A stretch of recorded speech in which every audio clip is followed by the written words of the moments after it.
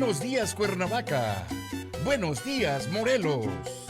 Empieza bien tu día con nosotros.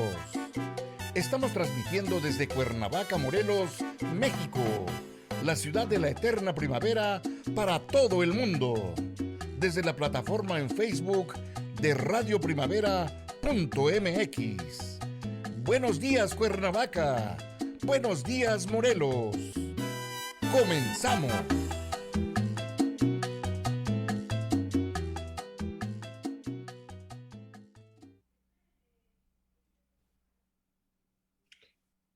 Muy buenas tardes. Estamos nuevamente en el ciclo Recuperando nuestro patrimonio cultural compartido en Radio Primavera de Cuernavaca, Morelos, con el ciclo particular de este año que han sido los itinerarios culturales, puertos y fortificaciones en América. Hoy, día miércoles 6 de octubre de 2021, tenemos el gusto de comentar y presentar las misiones jesuitas barrocas de Chiloé en Chile, en lo que se ha llamado el fin del mundo. El tema que hemos escogido ahora complementa mucho de este ciclo que hemos venido desarrollando y que hemos hablado de los asentamientos portuarios, de la arquitectura y fortificaciones, de la arquitectura civil, y no habíamos tenido oportunidad de hablar de la arquitectura de género religioso, ¿sí? Y estas misiones fueron incluidas en la lista y en la declaratoria de la UNESCO como Patrimonio de la Humanidad. Entonces es interesante cómo estas primeras misiones establecidas en el siglo XVII y desarrolladas hacia el siglo XVIII, hasta la expulsión de los jesuitas, fueron importantes, al igual que los asentamientos habitacionales, las fortificaciones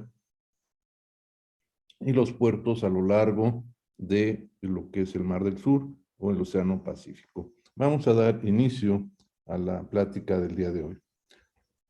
Estas misiones jesuitas barrocas en Chiloé, en la isla de Chiloé y el archipiélago que se conforma en torno a este brazo de mar interno a lo largo de lo que se denomina ya la Patagonia, fueron construidas enteramente de madera.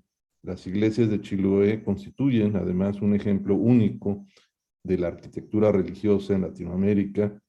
Son representativas de una tradición arquitectónica iniciada por los predicadores itinerantes jesuitas en el siglo XVII hasta el siglo XVIII. Tras haber sido continuada y enriquecida estas construcciones posteriormente por los franciscanos en el siglo XVIII y XIX, esa tradición, la de la madera y la de construcción de estas edificaciones, estas capillas, perdura todavía en nuestros días. Además de ilustrar la riqueza cultural del archipiélago de Chiloé, estas iglesias atestiguan la lograda fusión de la cultura y las técnicas indígenas locales con las de los europeos. La perfecta armonización de su arquitectura con el paisaje y el entorno físico y la perdurable continuidad de los valores espirituales de estas comunidades isleñas a lo largo de este archipiélago.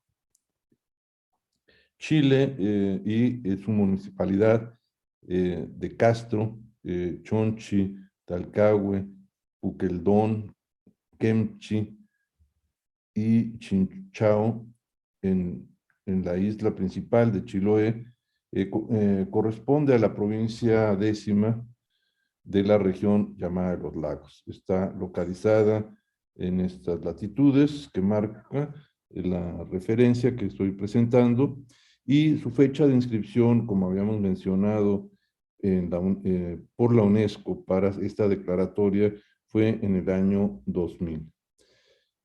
Los criterios que se establecieron para esta declaratoria como patrimonio cultural fueron los criterios 2 y el 3 de dicho expediente.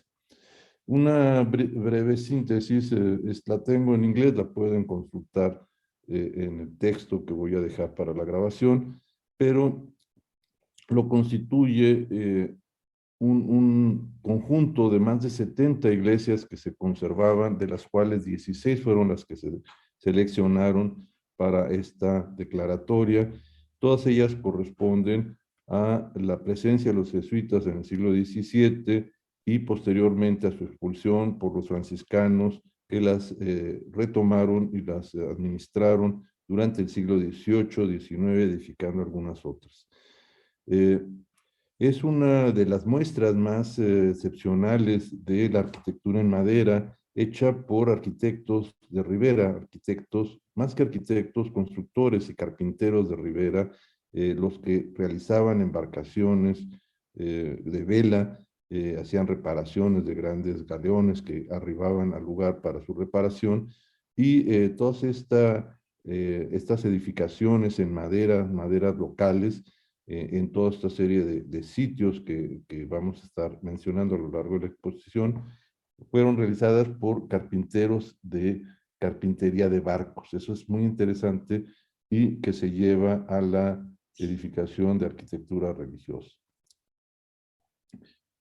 A lo largo de todas estas muestras, vamos a tener diversas formas y expresiones arquitectónicas que van a ser complementarias todas unas y otras. Estos criterios 2 y 3 se refiere, que son el criterio 2, que son ejemplos de una fusión de uso local y cultural y europeo de tradiciones únicas, particularmente en el uso de la madera. El criterio 3 hace una referencia a que representan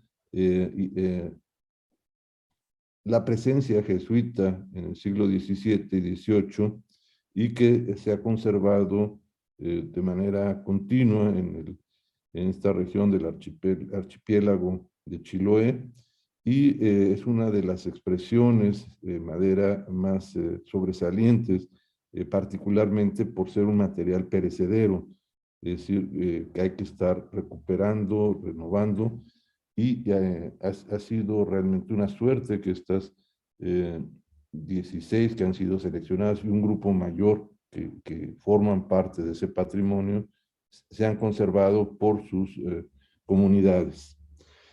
Varios de los criterios que la UNESCO incorpora para la identificación y para la selección es el criterio de integridad. Estas lo tienen en su aspecto también de autenticidad, es el otro aspecto que son relevantes para la revisión de esta lista indicativa que en el año 2000 fue tomada en cuenta. Es también importante la protección y los requerimientos de manejo de este patrimonio por parte de las autoridades nacionales, municipales y de las propias comunidades en su diferente legislación y normatividad. Son ejemplos de este desarrollo hasta la fecha actual de un uso de un espacio construido desde el siglo XVI, algunos puntos de asentamiento, y XVII ya las edificaciones de las que vamos a hablar, hasta la época actual. Y la sustentabilidad y la conservación por parte de las distintas instancias antes mencionadas ha sido importante para la preservación de este patrimonio y el equilibrio entre el balance social, espiritual, físico de sus comunidades que siguen haciendo uso de este patrimonio.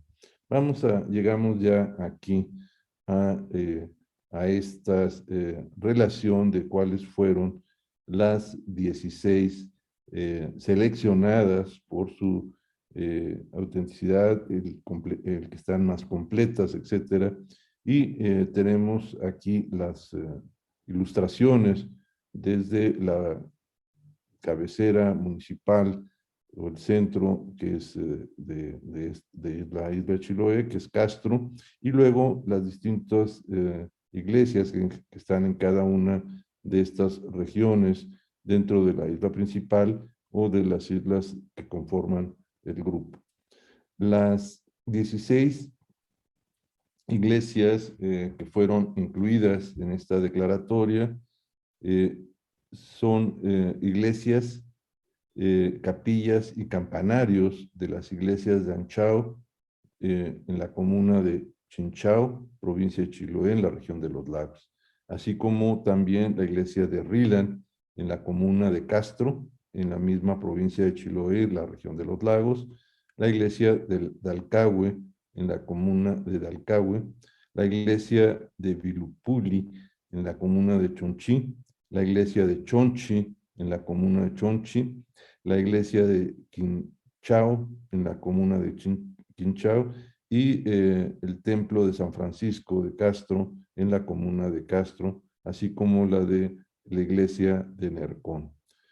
Lo constituyen también la iglesia de San Juan en la comuna de Dalcahue, la de Tenao en la comuna del Cahue, Colo en Kemchi, Aldachildo en la comuna de Puqueldón, la de Ichuac en Puqueldón, la de Tif en Puqueldón, la de Chelín, la comuna de Castro, y la de Caguach en la comuna de Quincho. Esta es la localización a la que quería yo llegar.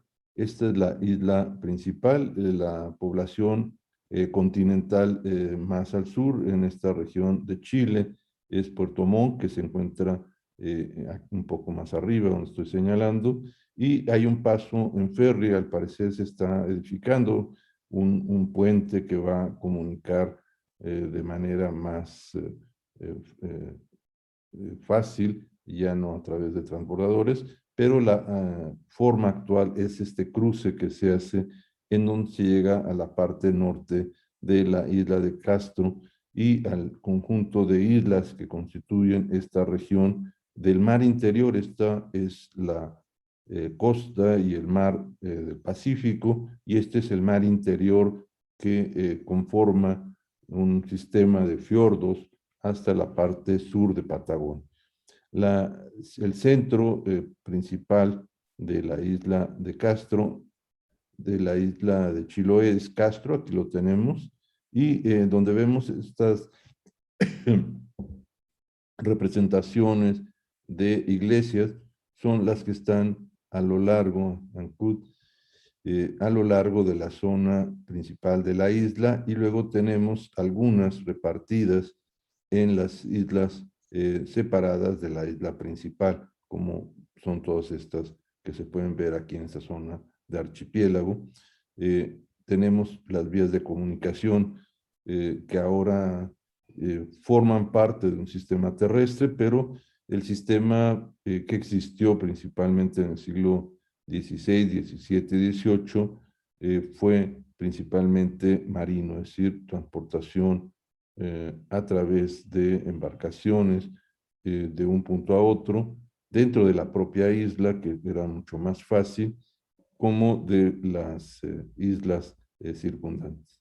Si observamos una característica que van a tener todas ellas, es que van a estar vinculadas a la costa. Todas ellas las vemos como están no en tierra adentro de la isla, sino todas tienen una cercanía a un embarcadero, que era la forma de comunicarse.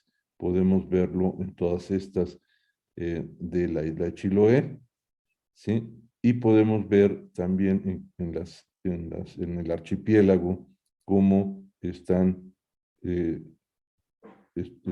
ubicadas para esta comunicación marina. Estos son lo que vemos en verde, dos áreas importantes de Parque Nacional, son áreas protegidas y conservan flora, fauna y sobre todo muchas de las especies de madera que fueron utilizadas tanto para la construcción de embarcaciones como para la construcción de estas edificaciones religiosas.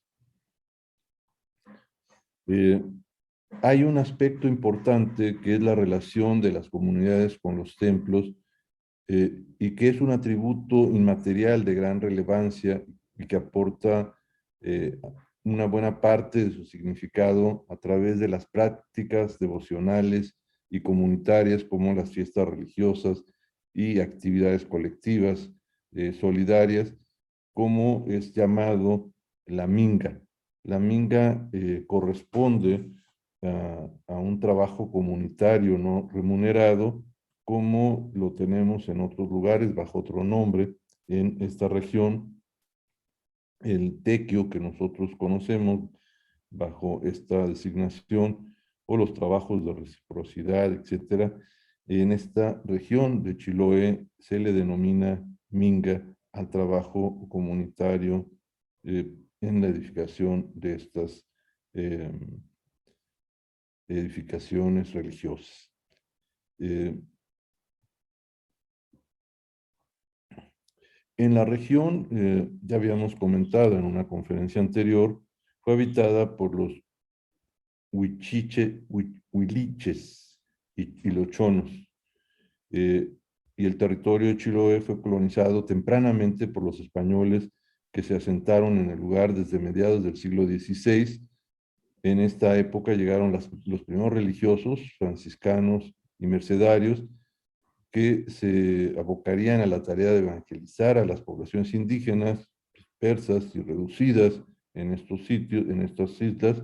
Sin embargo, fueron los jesuitas que llegaron hacia 1608 los que establecen estas fundaciones, estas congregaciones y la construcción de estos edificios.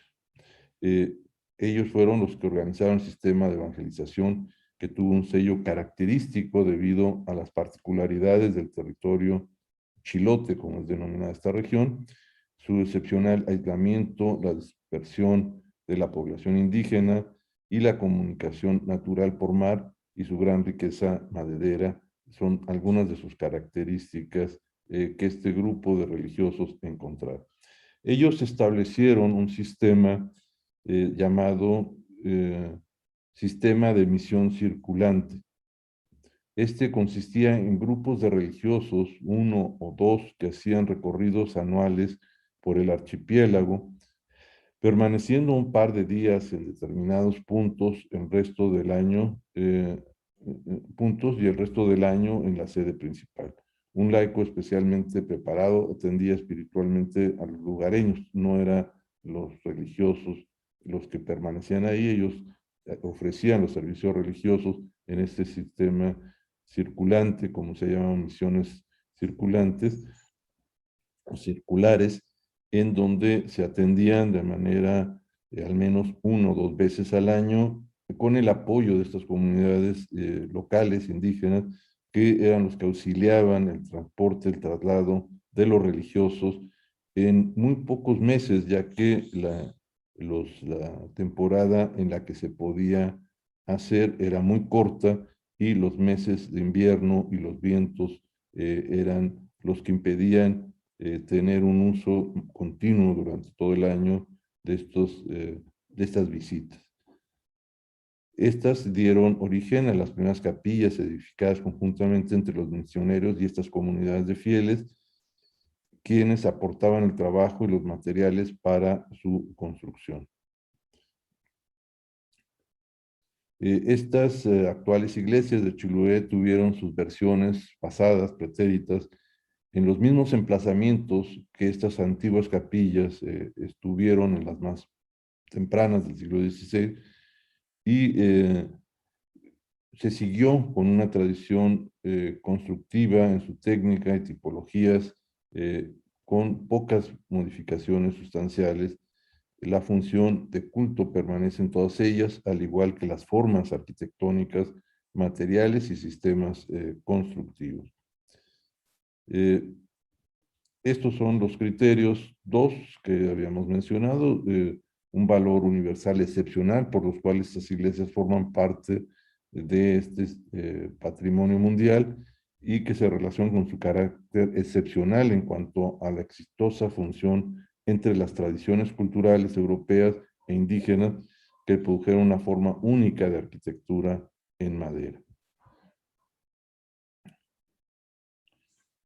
Estas lograron una máxima expresión cultural y es una parte del fundamento del criterio 3 que ya habíamos mencionado, y las características de su programa arquitectónico van a ser la presencia de torres en las fachadas, plantas basilicales, espacios interiores con bóvedas de madera, que conforman los espacios interiores de este espacio religioso, así como la decoración interior, el color de la imaginería religiosa, tallas y esculturas en madera, y todo ello hace una expresión única en su localidad.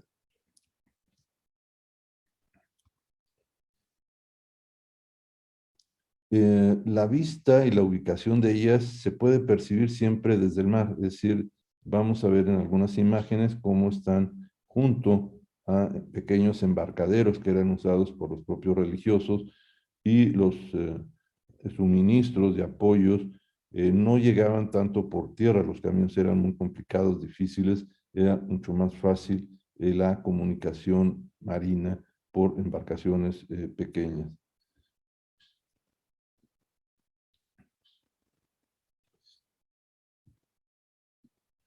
Esta es la relación que tenemos en un cartel que hizo esta asociación de Chiloé de carpinteros y de gente encargada del patrimonio del lugar, en la que podemos observar las escalas están hechas en la misma dimensión, la escala que cada una de ellas tiene, las proporciones, y si se fijan, hay componentes que vamos a encontrar en todas ellas, los voy a comentar de manera general en esta ilustración, y que podemos ver después una por una. Uno es la presencia de torre campanario, de 1, 2 o 3 cuerpos, y siempre en general ubicadas en el eje central, como podemos ver en esta ilustración. Vemos aquí la torre, dos torres anexas, la torre central, igual que en estas, ¿sí? En esta es una iglesia ya hecha de forma más tardía, con otro programa en la que ya el eje principal no lo es la entrada de la iglesia, sino conserva sus 3 entradas, pero está flanqueada con 2 torres en los costados. La segunda característica va a ser el que van a tener siempre un pórtico, es decir, todas ellas van a tener un pórtico en el acceso al templo, y eso seguramente, ese espacio intermedio entre el atrio o espacio exterior y el interior, tiene que ver con las condiciones del lugar. El lugar es un lugar donde la lluvia es permanente, los fríos son muy largos, los inviernos son con nieve. Entonces, este abrigo que se tenía antes del ingreso al interior de la iglesia lo constituyen los pórticos, que va a ser una característica general en todas ellas. Las cubiertas a 2 aguas, hechas con teja de madera, tallada y puesta tanto en las cubiertas como en los muros, va a ser una de las características, junto con el uso de tablas horizontales o verticales para recubrir la estructura interior de ellas. Aquí vemos cómo en general todas predomina una cubierta a 2 aguas en un sentido longitudinal. La otra van a ser las entradas. En general todas van a tener 3 entradas, salvo algunas que tienen una sola, pero en general van a ser 3 entradas con una planta basilical de 3 espacios o corredores interiores y un remate en el ábside recto, en donde se culmina con un retablo. Vamos a ir viendo una por una en estas ilustraciones. Esta es la de San Antonio Colo. Vean ustedes cómo el terreno tiene una curvatura y una pendiente hacia la ladera de la ribera, y el sistema de cimentación de todas ellas van a ser grandes bloques de piedra que son los que nivelan el desplante del edificio, lo calzan además para evitar la humedad permanente de lluvia o de nieve, y quedan libremente apoyados sobre una parrilla de vigas que son sobre la que se desplanta la estructura del edificio. Esto de alguna manera, además de solucionar problemas de humedad, corriente de agua y aislamiento, permitía en esta zona de alta sismicidad evitar que se colapsaran las edificaciones por efectos sísmicos. Trabaja como una especie de deslizamiento sobre esas piedras en las que la estructura ante movimiento sísmico oscilatorio, trepidatorio, se desliza de la cimentación y amortigua de alguna manera la fuerza de los sismos que en esta región son de alta intensidad. Y luego la estructura se arma y se recubre con material de madera,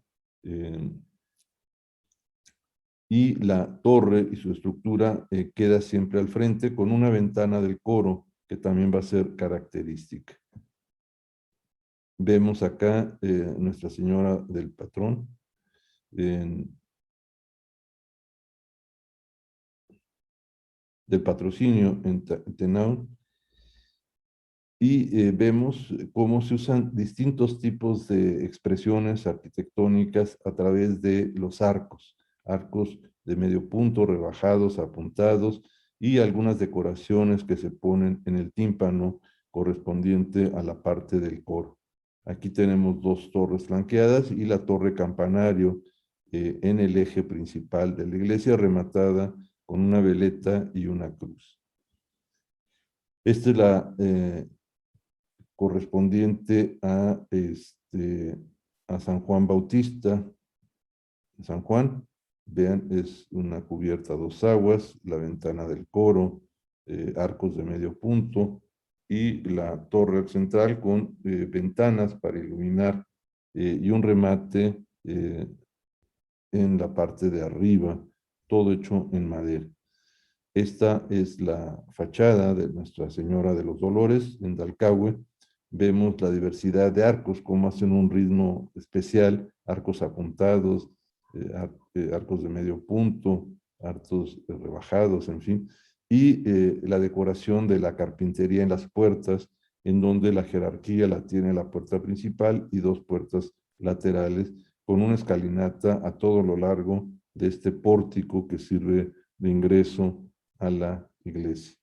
Aquí tenemos esa imagen, solamente incluí unas cuantas por la brevedad de la exposición, pero aquí podemos ver el emplazamiento, la zona frontal, lo que sería el atrio, la decoración o la expresión de la fachada a través de este sistema de arcos, el entablamento de los muros de madera, la torre de dos cuerpos y el color que se integra en colores azules y blancos, y los costados con una iluminación en ambos corredores de las tres naves que se conforman en el espacio interior, y toda esta estructura sobresale sobre construcciones de uno o cuando mucho dos niveles. Este es el espacio interior que podemos observar. Vean la iluminación lateral que se tiene, las tres naves, una central doble, dos laterales, los retablos y los viacrucis colocados de manera perimetral, el área del coro en la parte alta, y vean cómo esa cubierta de agua tiene de dos aguas tiene un plafón con un arco de medio punto, la decoración de cornisas, los arcos de medio punto a lo largo, y un plafón horizontal en la parte lateral, es decir, conforma esta estructura, pero la iluminación interior es suficiente. Aquí vemos el uso de esta teja de madera para los muros, junto con esta otra solución de tablas. Y aquí vemos la misma solución de teja de madera para cubrir y proteger de la humedad del agua lo que es la torre y la cubierta, en este caso ya con láminas de zinc, pero originalmente fueron también con el mismo material. Esta es la otra fachada, la Natividad de Santa María Ichuac.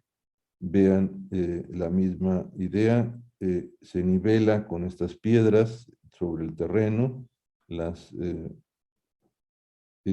puertas de acceso, las ventanas del coro, la torre y estos dos soportes que se han puesto en reestructuraciones más recientes. La iglesia no los tenía originalmente y estos han sido refuerzos a los empujes laterales que la cubierta a dos aguas hace aquí a 45 grados y que son reforzados con estos puntales a lo largo como si fueran contrafuertes. Han sido intervenciones que se han hecho a la estructura original que en algunos casos ha cedido también en su resistencia. Esta es la portada de Jesús Nazareno en Aldachildo. Vean, la torre es muy esbelta, sigue el mismo patrón, el pórtico y la decoración de puertas, una puerta principal de mayor jerarquía, una nave doble y las naves laterales. Esta es la iglesia de Santiago Apóstol en Detif. Vean cómo es una forma semiarcada, como una platabanda, ¿sí? Con estos arcos que se intentan hacer curvos, pero que forman parte de esa estructura en madera, una torre no muy alta, de 2 cuerpos. Y esta es la portada de Nuestra Señora del Rosario en Chelín, que es una iglesia muy interesante porque es muy esbelta. Si ustedes se fijan, su estructura formal es un rectángulo con 3 accesos de un pórtico, luego el frontón hace la cubierta, un triángulo, y luego cómo destaca en la parte central de forma simétrica y en este eje los 2 cuerpos del remate. Nuestra Señora de la Gracia en Hercón tiene columnas pareadas a diferencia de las anteriores. Se fijan, a pesar de tener más o menos el mismo programa arquitectónico, religioso en su interior y ser de madera, cada una tiene una expresión formal diferente. Vean en esta como estos arcos de medio punto están soportados por columnas pareadas y vean el desnivel del terreno y cómo están calzadas con este sistema de piedras y de grandes piedras y de vigas. Ahí se alcanzan a ver la parrilla de vigas, que es la que hace el soporte de toda la estructura de madera. Aquí tenemos una vista de esta iglesia de Nuestra Señora de la Gracia, construida hacia 1734, ya en el siglo XVIII, y el cementerio se ubica en la parte de atrás, un atrio en la parte frontal, y esta es la forma que tiene la actual iglesia con su campanario, su pórtico y estos refuerzos estructurales que se han puesto en los costados para garantizar la estabilidad de la misma. Aquí podemos verla en el otro sentido. Vean cómo predomina esta iglesia en el paisaje y en el espacio del lugar, con una proporción muy interesante entre su conjunto y los refuerzos que he mencionado, y en este caso el uso de tabla para recubrir los muros. Ese es el espacio que se genera en el interior.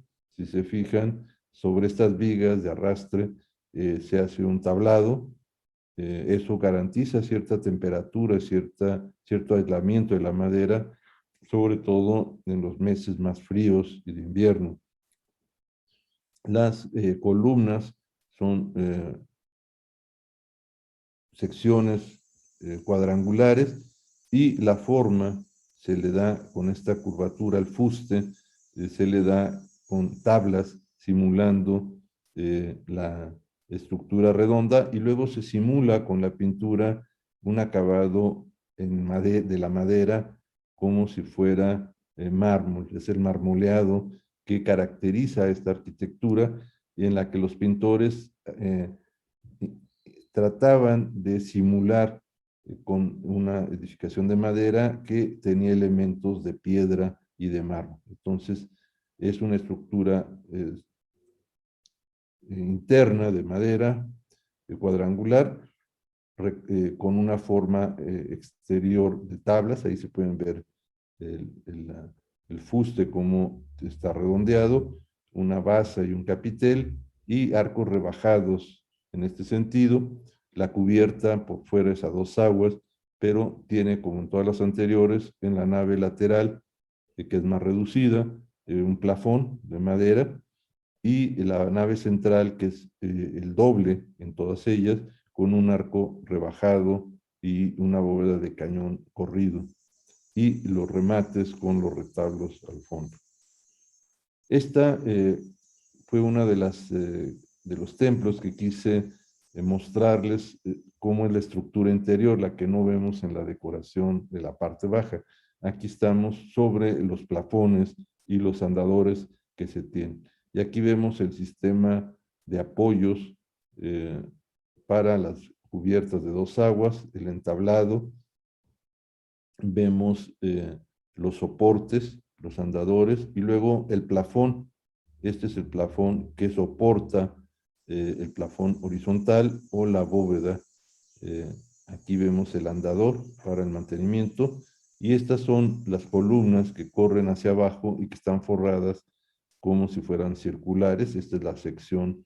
Si se fijan, la madera más antigua es una madera achueleada y la madera más reciente muchas veces ya es con sierra. Entonces se puede distinguir la que se hizo con hachuelas con la otra. Y estos andadores permiten deambular en la parte interior, revisar la estructura, dar mantenimiento, y este es el soporte estructural del plafón lateral, y esta es la bóveda como de barco, ¿sí? Como si fuera un bote, y estas son las armaduras, las costillas que conforman la cubierta exterior de la forma curva de la bóveda. Vean ustedes los ensambles que se hacen y el tablado que se da para formar esa bóveda de medio punto, hecha a base de tablas, pero vean cómo toda esta se va estructurando y luego tiene estos cortes para unir estas costillas en la parte superior.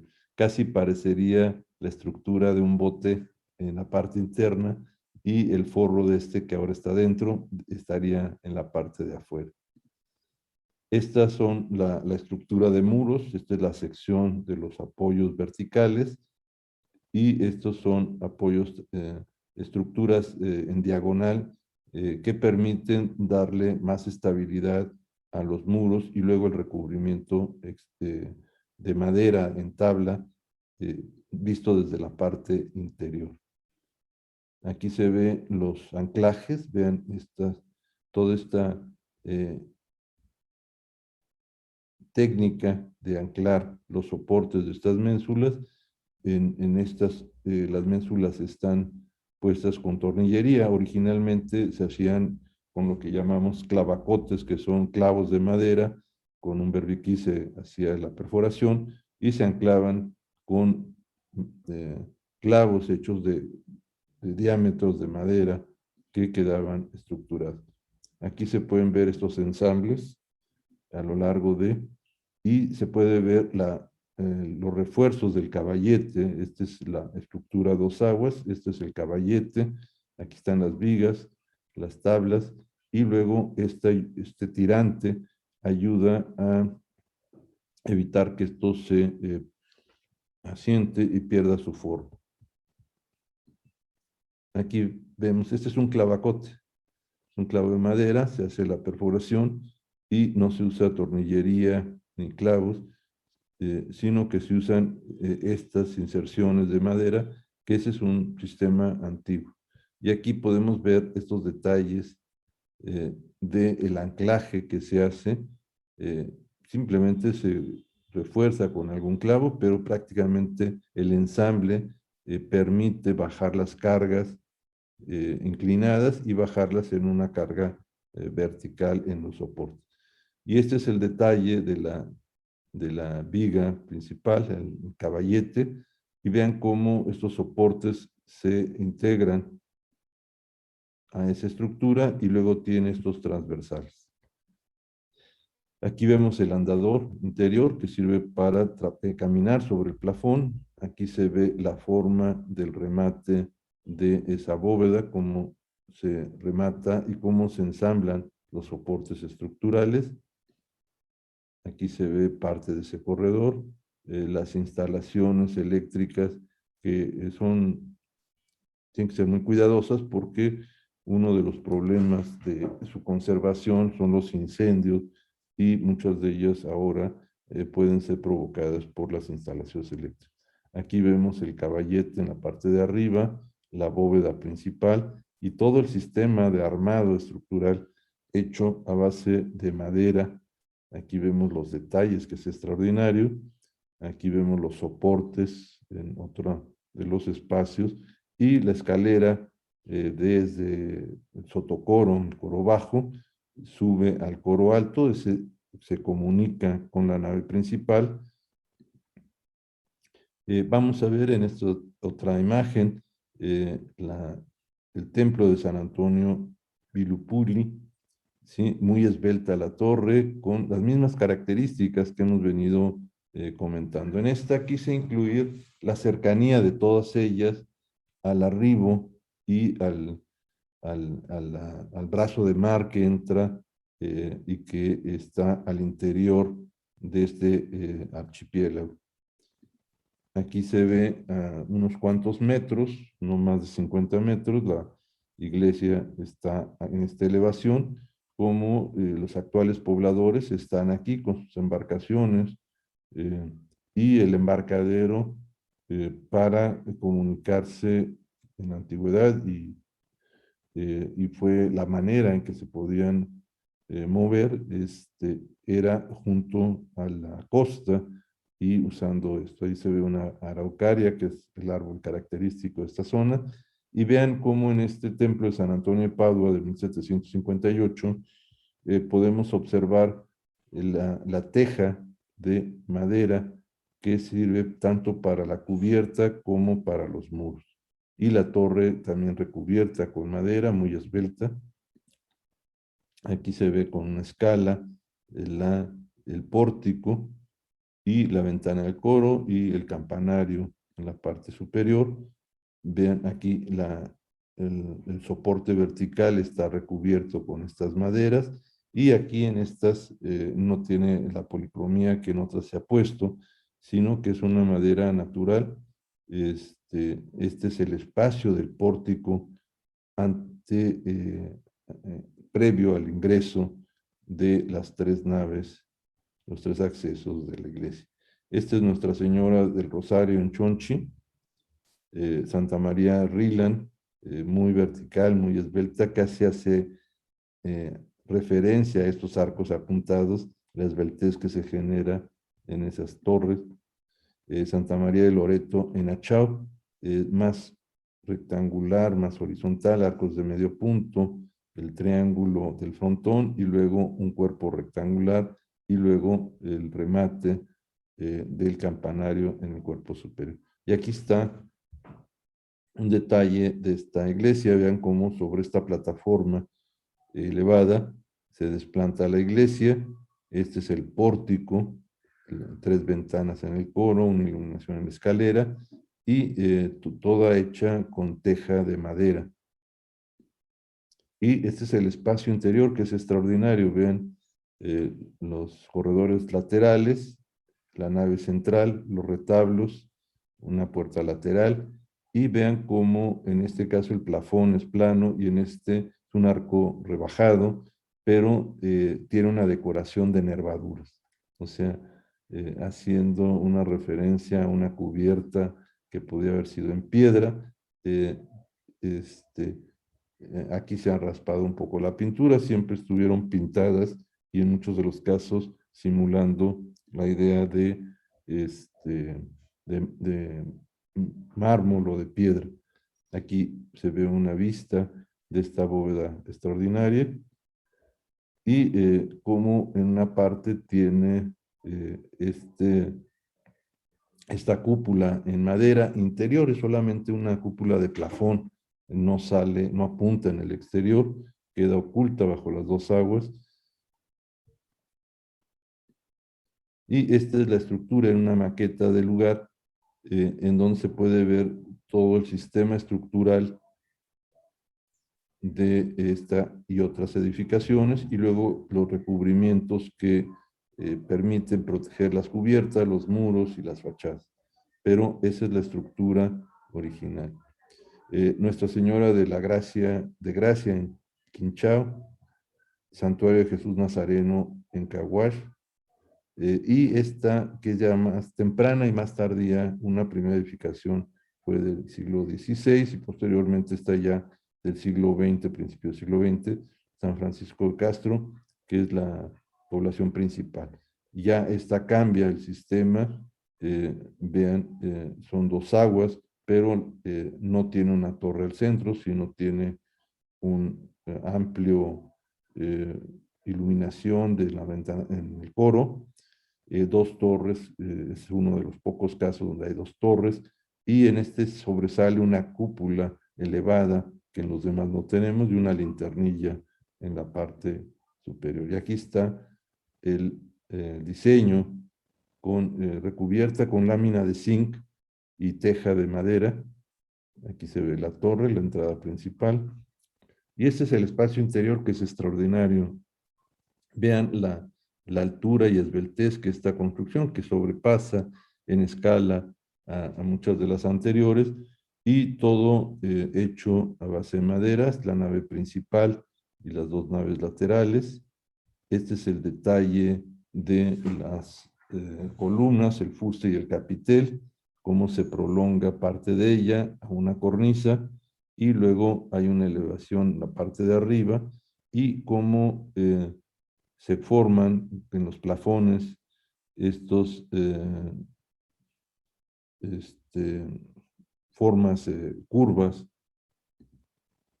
estos lunetos de luz, es decir, las ventanas son laterales, es una bóveda de medio punto, la podemos ver aquí, de cañón corrido, con lunetos. Estos cortes que se hacen permiten que la luz entre al interior, aquí se puede ver, y hay un refuerzo central, y esta es la bóveda principal de cañón corrido con lunetos, y la intersección en una de los puntos de la cúpula, cómo se hace la estructura de madera. Y todo esto tomado y de este recorrido que tuvimos oportunidad de hacer, y de publicaciones que la Fundación Amigos de las Iglesias de Chiloé ha realizado y publicado, y que en talleres con las comunidades, con grupos de carpinteros y en trabajo voluntario han dado mantenimiento, recuperación y restauración a todo este patrimonio en madera barroco, fundado y creado por los jesuitas en el siglo XVII. Muchas gracias.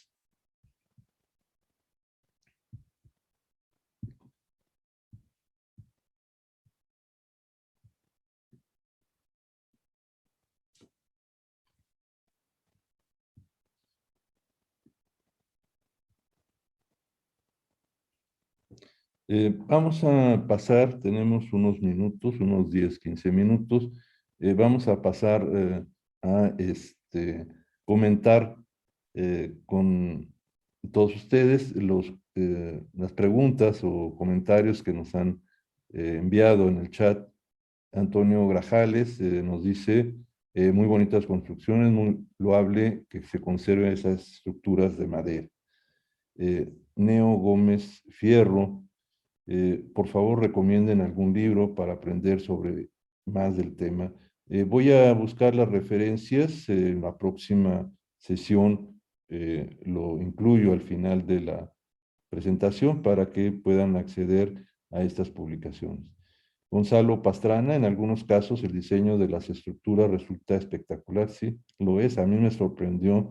Tenía la referencia de ellas a través de algunas fotografías, pero el estar en el sitio es otra cosa, es decir, sigo estando sorprendido de la calidad de esta arquitectura en madera, que es muy diferente a nuestras formas de construcción. Estas son hechas totalmente en madera. Regina, María Regina, mi hija, que me acompañó, por ahí salió en una foto en la nave principal, nos manda saludos desde Ciudad Juárez, un beso.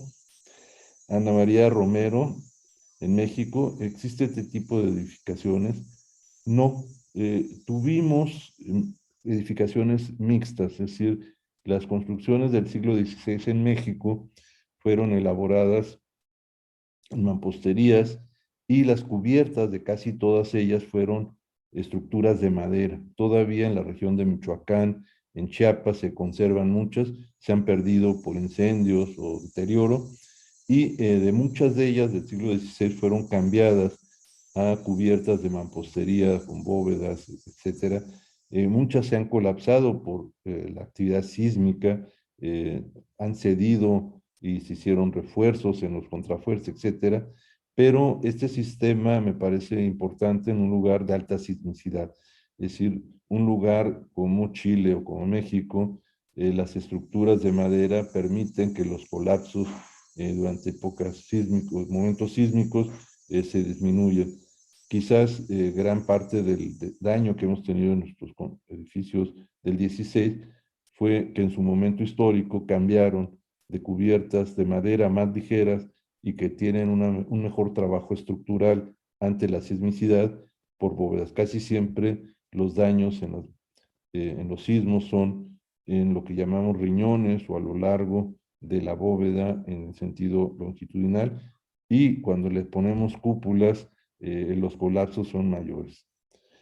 Paola Ayala, los misioneros diseñaban estas estructuras o recibían apoyo de algún organismo de tipo civil o militar, tenían conocimiento de arquitectura.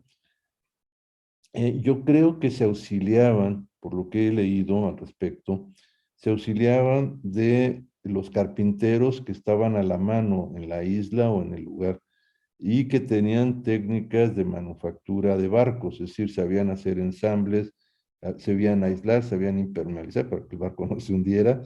Entonces, esta idea de trabajar con madera no es de arquitectos de arquitectura civil, o de maestros o alarife, sino que son maestros carpinteros que hacían barcos.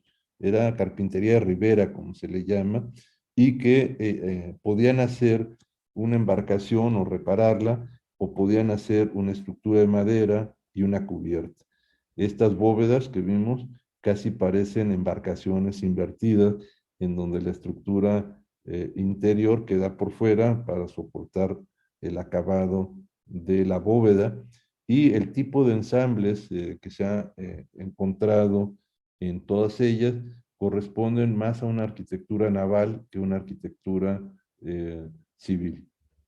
Roberto Andrade, ¿quién da mantenimiento a estas estructuras? Porque no debe ser económico mantenerlas en pie.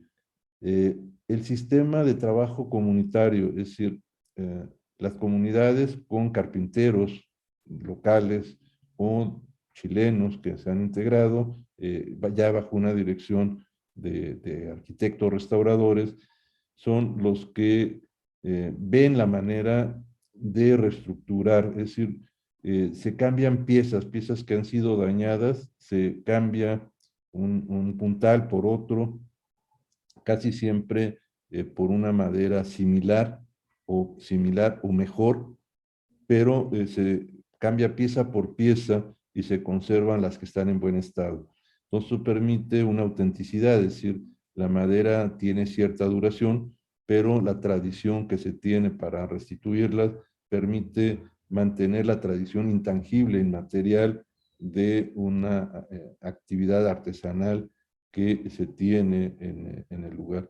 Entonces, es esa reparación que se han ido haciendo, restauraciones, recuperaciones, algunas pues se ve como con muletas, es decir, cuando uno se fractura un pie y usa una muleta temporalmente, esos puntales que vemos laterales han sido refuerzos para garantizar una estabilidad mayor a una estructura en madera que ya ha tenido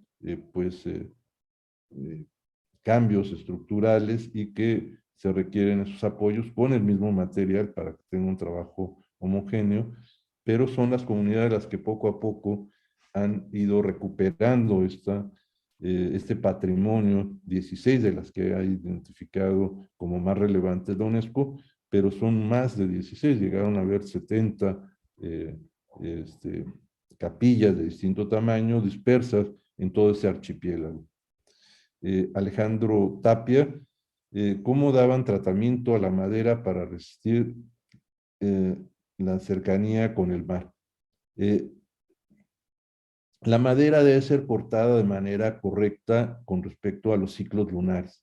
Es decir, hay maderas que cada una tiene una característica diferente, es decir, no el mismo árbol sirve para todo.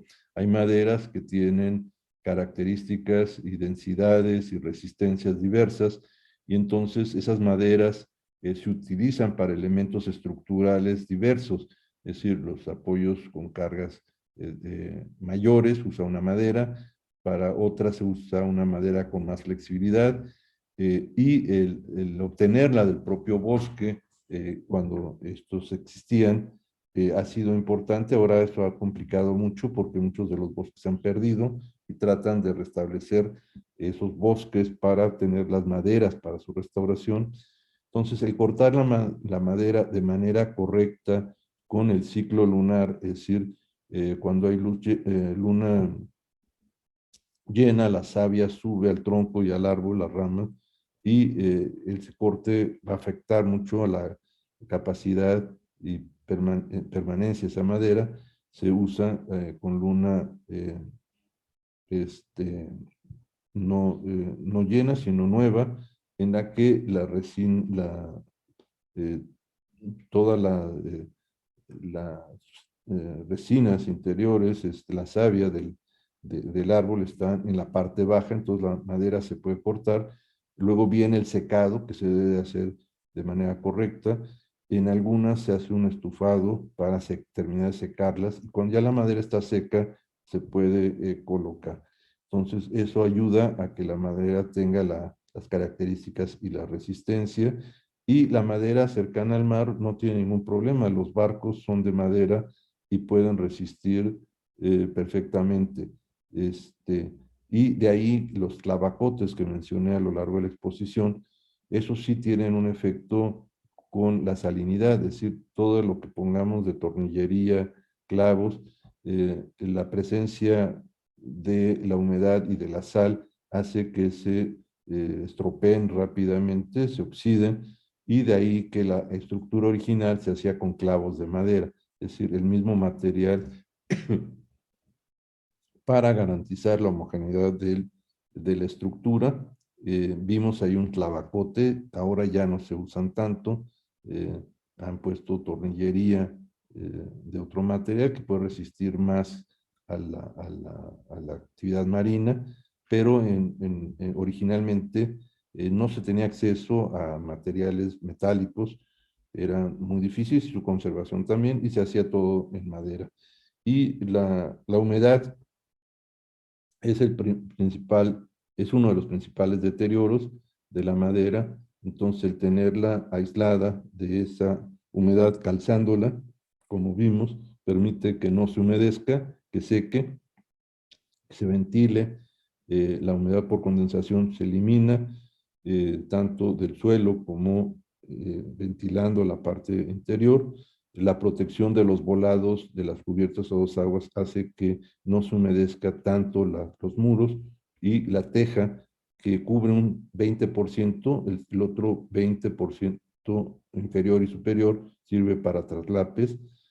Todo ello permite pues garantizar que el agua escurra, que no se anegue, y quizás las termitas son las que pueden ser un factor de riesgo. Seguramente se usaban algunas técnicas, muchas veces con humo se logra eliminar parte de ellas, y, y la conservación de la madera, pues tiene que estarse restituyendo algunas piezas, y eso es lo valioso de esta arquitectura, que edificadas en el siglo XVII se han conservado hasta el siglo XXI, a través de cambios quizás en elementos estructurales que han fallado, pero han sido sustituidos por la misma madera. Entonces, me parece que es un ejemplo extraordinario de esta arquitectura, adecuada para las condiciones y materiales del lugar, y adecuadas, sobre todo, lo más relevante es que fueron diseñadas por una región altamente sísmica. Es decir, algo que podríamos retomar es que estas estructuras de madera en zonas de alta sismicidad, como son las de México o las de Chile, puede resistir mucho mejor a estos movimientos naturales. Y creo que, no sé si son todas las preguntas, y la coordinación técnica me comenta que anticipemos el título del programa que tenemos para este segundo semestre y de la próxima conferencia. Vamos a avanzar más hacia arriba de esta tierra del fin del mundo. Estaremos dejando parte ya de la Patagonia y vamos a subir a un sitio en donde las fortificaciones fueron relevantes, que es el sitio de Valdivia. Valdivia tuvo un sistema de fortificaciones extraordinario en una entrada de mar a lo que era la ciudad, y vamos a hablar de ese sistema de fortificación que fue el más importante. En Castro, en esta zona más al sur, había solamente el asentamiento, no llegó a haber fortificación más que el asentamiento de sus pobladores, tratando de mantener población, aunque fuera escasa, pero en la parte sur. Y ya en Valdivia hay un asentamiento de tipo fortificado, de uno de los más importantes, el más destacado quizás de Chile, y vamos a hablar de el otro tema de este ciclo, de los itinerarios culturales, particularmente de las fortificaciones. Ese sería lo que tenemos para la próxima semana, el día miércoles, y les agradezco su asistencia y las preguntas que han sido muy interesantes, que nos han permitido tratar de contestar muchas de ellas. Voy a buscar lo de la referencia bibliográfica y la manera que ustedes puedan acceder a ella. Muchas gracias y buenas tardes. Ya nos vamos, pero recuerda, estás en radioprimavera.mx. Buenos días, Cuernavaca. Buenos días, Morelos.